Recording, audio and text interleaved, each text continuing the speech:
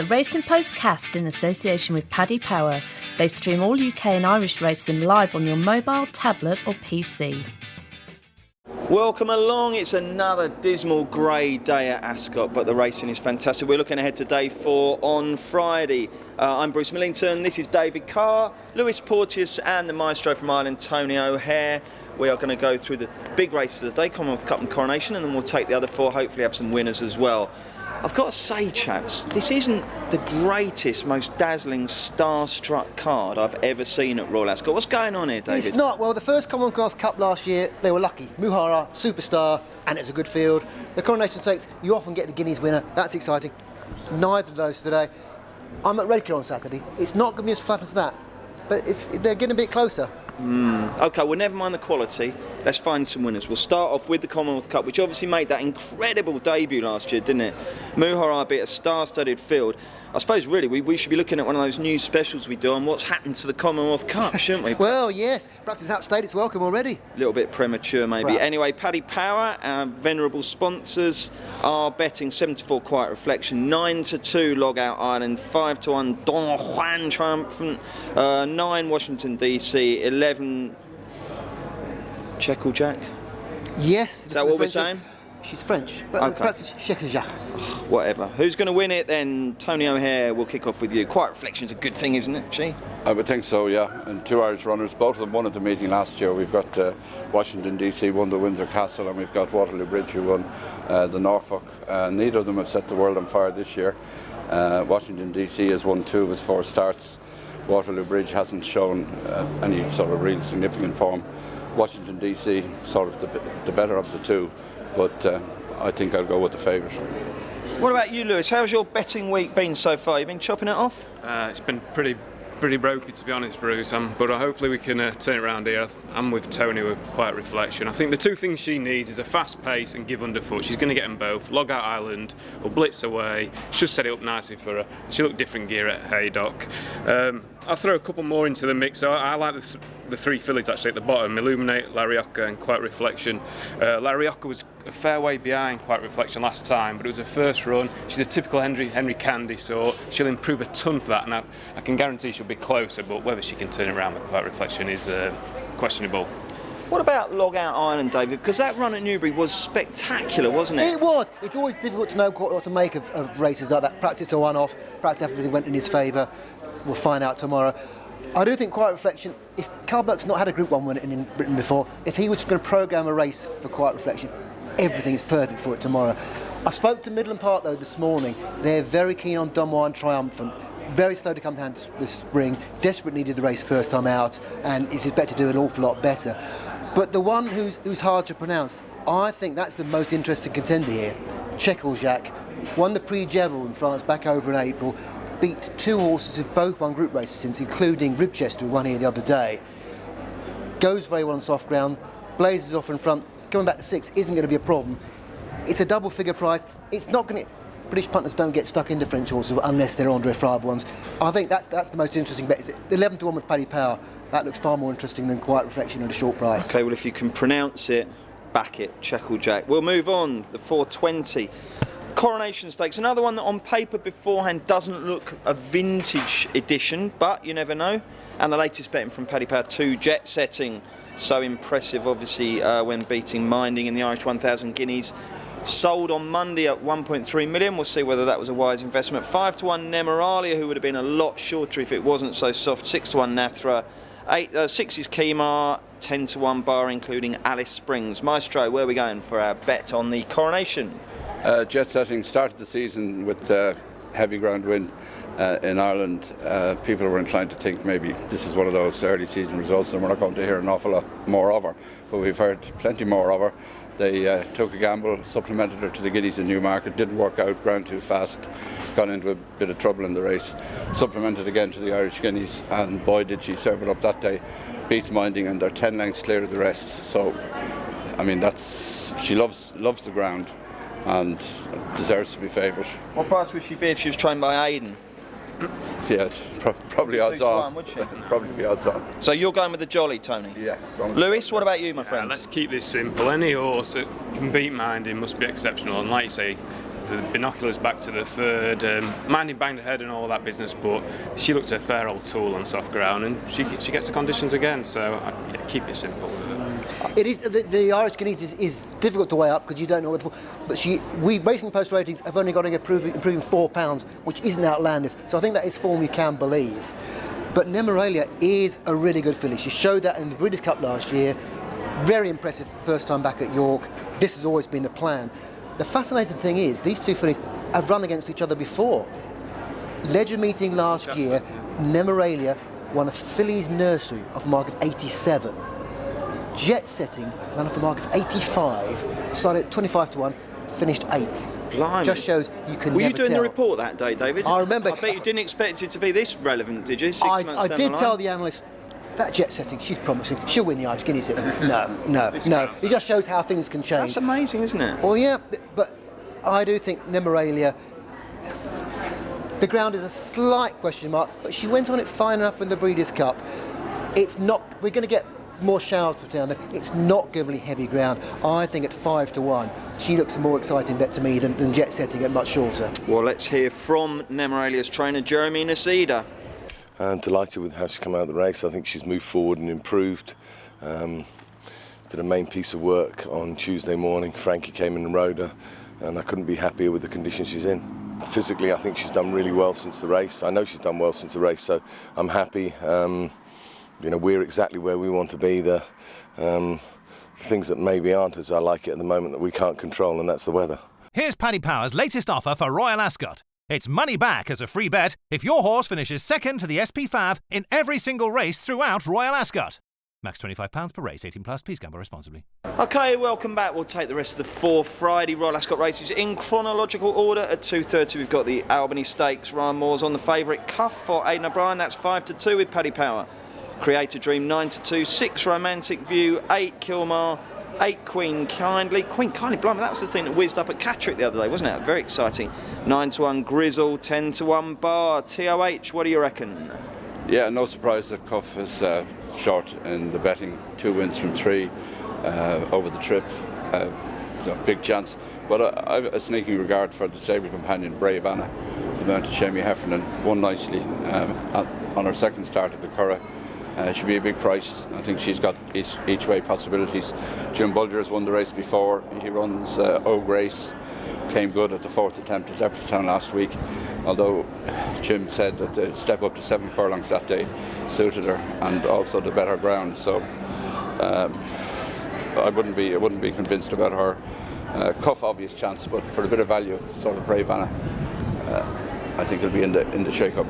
Excellent. Okay, Lewis, what's your verdict on this one? I think this could be the one where the Hannons open their account with Grizzle, 9 to 1 shot with Paddy Power.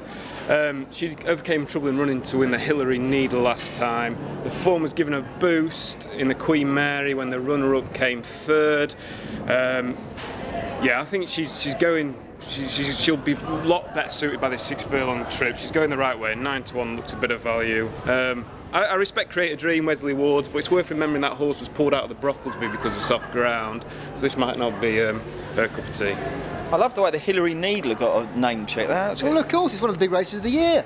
It's in my part of the world. Is it a good pointer? Hillary Needle? There's a little joke in it. Apologies. Way over my head. It's far I just too early in managed the to morning rescue for that before it went totally over your head. Yeah. Who wins this then? Come on, what about the Frankel filly? Queen Kindly? I think she's fascinating. Yeah, it wasn't much of a race at Catterick, you don't expect that, but she did it plenty well. And you've got to say, he's had 5 runners, 4 of them have won, all look really promising. I mean, it would be tremendous if she wins here. And I can't see any reason why she shouldn't run really well. Anyone who saw Lady Aurelia yesterday is going to have to give plenty of respect to Wesley Ward's runner, Create a Dream. She wasn't brilliantly impressive first time out, but she hadn't had a brilliant journey. Took a while to settle in. She's been given plenty of time since then, and I think she's going to step up on that form. But at a price, I think Queen Kindly might be the interesting one. Certainly the interesting one for me. 305 King Edward VII, Paddy Power. 3 Beacon Rock. 4 Calm Top. 11 to 2 Choreographer. 6 Lustrous Light. 13 to 2 Humphrey Bogart. 7 Muntaha. 12 to 1 Bar. We'll start with you, Tony. Another Aidan and Ryan Moore favourite. Beacon Rock. Will it get the job done? Won the Gamble Stakes last time out. I don't think he's the best horse he's ever brought here for the King Edward VII. he's probably deserves to be favourite. Lustrous Light of Ger Lyons is interesting runner, only his third start, won a maiden last time out. Should appreciate the step up and trip. If I had to go for one of the Irish runs, and I'd be interested to hear what the boys have to say about the British horses in the race. Wouldn't be surprised if Lustrous Light fared best of ours. Okay, Lewis? It's an early test of the Derby form, isn't it? Across the Stars and Humphrey Bogart running 13 days after the Derby. Might come a bit soon for them, I'm thinking. I think we might have a royal winner. Prince of Wales owned and bred Carn Top of Ralph Beckett's. Rafe, you can't call him Ralph. Remember that. You've never called him Ralph before, have you? Rafe on the phone always, but anyway. You get your collar felt if you do that. Both Campanologist and Father Time were placed in the Lingfield Derby trial before winning this. It's a good point now. That whole Carn Top was second at Lingfield. Loads of improvement to come. Step up in Triple Sue and royal winner, I think. Okay, what about you, Well, DC? I think the key thing about this race is there's £2 between the top 4 on Racing Post ratings. It's an open sort of race, and I'm going to go in with Lewis. Carn Top really went really well through that Lingfield Derby trial. He was making his reappearance. The others are all race fit. He's going to come on a bundle. They've clearly sat down and thought, look, no point going to Derby, finishes 7th or 8th. Wait for this. The owner's probably quite keen to have a winner at Royal Ascot, so perhaps we'll end out for that. And I think 4-1 is a decent bet for that. And the race has kind of fallen apart, hasn't it, wouldn't you say? Yeah.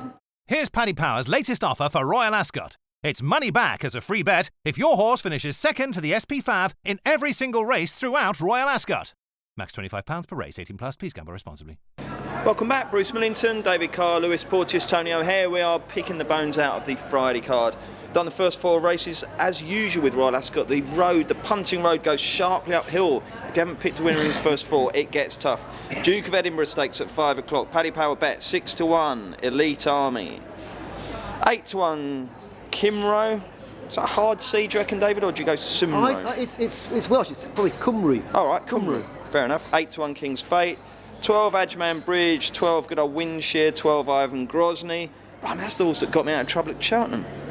12 Kinema, 12 Fabricate, 14 Bar. Tony O'Hare, have you had one for this race on your radar for ages that you're going to unleash on us? No. Ivan Grozny, sort of useful hurler, as you said, hasn't run on the flat for Willie Mullins. Won a couple of minor races in France 3 years ago. Pure guess. I haven't been able to speak to him this morning yet. It's a bit early for Willie, sort of on the 5 to 11, but I think I'll pass. I mean, I couldn't say that I fancy Ivan Grozny strongly. I don't know what the story is. He hasn't run the flat for so long, you know. All right, Tony. Well, you'll hear all about it when TOH does get hold of Willie Mullins in tomorrow's Racing Post. Lewis, who'd you like here? Sir Michael South's got an excellent record on the race. 2 wins in the last 3 years, 3 in the last 10. He runs King's Fate here. Had a year off with injury, and it's quite interesting. Connections persevered. Made an all right return, finishing 5th last time. Come on a bundle for that. Looks to be laid out for the race, and expect that horse to step up quite a lot on what it's done. 8-1 shot. I think it's quite a good value actually. Okay. Another one for Ryan Moore, possibly. David Carr, who'd you like? Well, anyone who's bullish in a Royal Ascot handicap is on the quick road to poverty. But a couple of horses I think might run better than their odds. Fabricate, owned by the Queen, 12-1 with Paddy Power. Promising comeback at Hamilton, still lightly raced, still improvement in him. And at a huge price, 25-1, Faithful Creek, owned by the Royal Ascot Racing Club, which is a clue, might have been laid out for You're this. going very royal with all your tips today, aren't you, David? Trained by Brian Mee in that arch royalist. Finished 5th behind time test in the Tercentino here last year. He was rated 107 then, down to 97. It's been gelded, tended to be a bit keen. I wonder if the gelding might settle him down. He's got a good a chance as many at shorter prices. Okay, and finally the day wraps up at 5:35 with the Queen's Vase, 2 miles. Loads of runners. Paddy Power, 4 Ebediin, 5 Ormito, 8 Land of Hope and Glory, 10 Cole Porter, 10 Opposition, 12 Daphne, 14 Gold Member, 14 Gunnery, 14 Soldier in Action, etc, etc. Tony, come on, round us off with a juicy price winner. 8 Irish runners. You think it was the bumper at Cheltenham. None of them superstars. Aidan runs 3. The favourites, trained by Dermot Weld, he's quite likely raced. He's won 2 of his 4 starts. He's had this race in mind for some time. he's probably the best of them. He's not a sort of a juicy price by any means, and I think Land of Hope and Glory, when he started racing, he struck me as a horse that was going to need plenty of distance. He hasn't set the world on fire now, but he's stepping up and trip. I'd say he'd be the best of the Ballydoyle trio. Will you be backing him, Tony? A Land of Hope and Glory at the price, I probably might, yeah, but I think Aberdeen is probably the more likely winner. Tony's going to go Land of Hope and Glory. Believe me, that's bullish for Tony O'Hare. That basically is a lump on. That's a command. Lewis, what about you? Do you want a quick Queen's Vase quiz question? Yeah. Only 3 trainers have won this race in the last 10 years. Who are they? Mark Johnson, Correct. Aidan O'Brien, Correct. Saeed. No. Stouty. Oh, Well in. Good 2 out of 3 one. ain't bad. No. Stouty's not got a runner. Johnson's got Beaverbrook. Can't have that at all. So Aidan O'Brien, Land of Hope and Glory, looks a bit slow to date, but it's been running group races. The step up and treat's got to, I think, he'll bring out a hell of a lot of improvement, and he'll add another one to the O'Brien list. 2 for Land of Hope and Glory then, is that what we're saying? 8 to 1. Go for the hat trick? Well, I'll go against the trend. It's not original. I'm going to go for the favourite Aberdeen. Lightly raced, looks going to be a real stay. It's got 2 Gold Cup winners in its family. It's going to be Shouts staying, and I think it's unoriginal, but I think that's the one to beat. Okay. Right, before we get the best bets, let's have the latest rendition of This Will Not Be Beaten, recorded yesterday by our very own Steve Palmer. You might need earplugs for this. This will not be beaten. This will not be beaten. We're getting a 12-inch version. Blimey. Steve, that'll do. Right, stop. Sure. That was beautiful. That's Blimey. excellent. Okie doke then, best bets on day 4 of Royal Ascot. 1 horse and the time of the race, Tony O'Hare. Jet setting. I think she's going to win the Coronation Stakes at 4:20. Okay. Lewis? Quiet Reflection will win the Commonwealth Cup at 3:40. David? Which is unfortunate because I'm going for Jack in the Commonwealth Cup at 3:40. All right then, thank you very much, chaps. Good luck, and we will be back tomorrow to wrap up the week with our Day 5 postcast. Hopefully I will still be breathing. The Race and Postcast in association with Paddy Power. They price up all UK and Irish racing the night before.